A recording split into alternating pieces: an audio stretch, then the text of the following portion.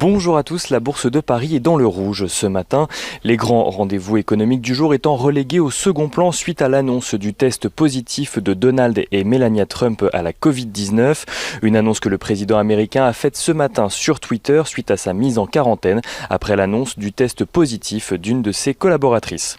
L'annonce vient renforcer les craintes des investisseurs vis-à-vis du bon déroulement de l'élection présidentielle.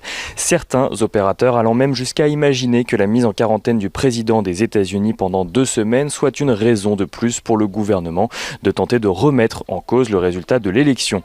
Et toujours à placer dans une perspective présidentielle, le très attendu rapport sur l'emploi aux États-Unis sera publié aujourd'hui à 14h30, le dernier avant l'élection présidentielle dans un contexte où plusieurs grandes entreprises américaines ont annoncé de larges plans de licenciement à l'instar de Disney ou encore de plusieurs compagnies aériennes.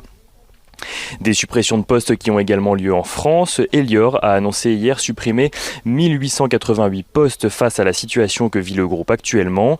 Elior qui avait annoncé en juillet avoir perdu 3 milliards d'euros de chiffre d'affaires sur les 9 premiers mois de son exercice à cause des mesures de restriction.